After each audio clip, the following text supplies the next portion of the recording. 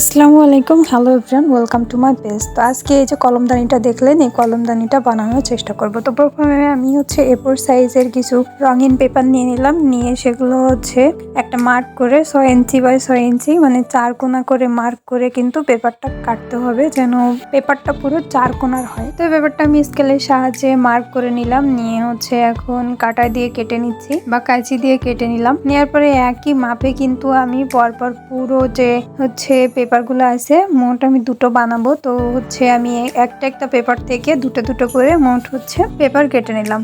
নিয়ে এখন এই পেপারটাকে আমরা মাঝখান দিয়ে এভাবে ভাঁজ করব।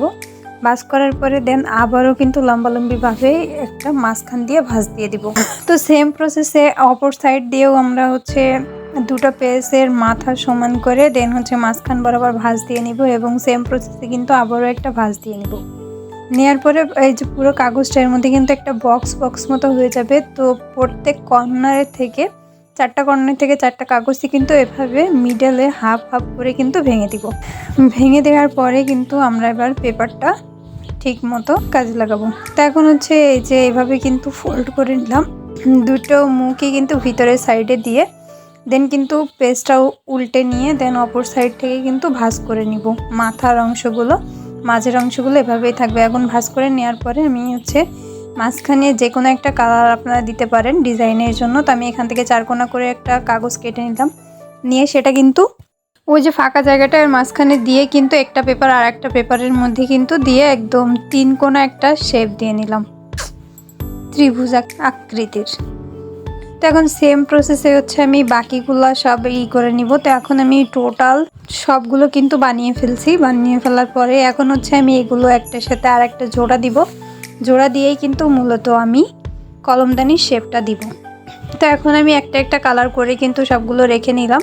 রেখে নেওয়ার পরে কিন্তু এখানে আমি গাম লাগিয়ে দিচ্ছি। গাম লাগানোর পরে কিন্তু এভাবে জোড়া লাগিয়ে দিলাম। তো সেম প্রসেসে কিন্তু আমি 4টা করে একসাথে এভাবে আটা দিয়ে কিন্তু জোড়া লাগিয়ে একটা কলমদানির শেপ কিন্তু দিয়ে দেবো।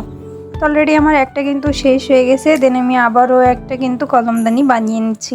তো এখানে আমার দুটোই বানানো শেষ। এখন যে তলের সাইডটা আছে এটা কিন্তু ঢেকে দিতে হবে। তো এখানে আমি একটা কার্ডবোর্ড নিলাম, নিয়ে কিন্তু সেটা 4 কোণা করে কেটে নিয়ে দেন কিন্তু প্রত্যেক কোণার মাঝখান থেকে ছোট ছোট করে কেটে বাদ দিয়ে দিলাম, দিয়ে কিন্তু ওই কলমদানির সাইজে কিন্তু করে নিলাম। নিয়ে ওটার যে মাথাটা ভাঁজ করে নিয়েছিলাম ওটা কিন্তু কলমদানির ভিতরে কাগজের মধ্যে দিয়ে দেন আটা দিয়ে কিন্তু সুন্দর করে লাগিয়ে দিলাম।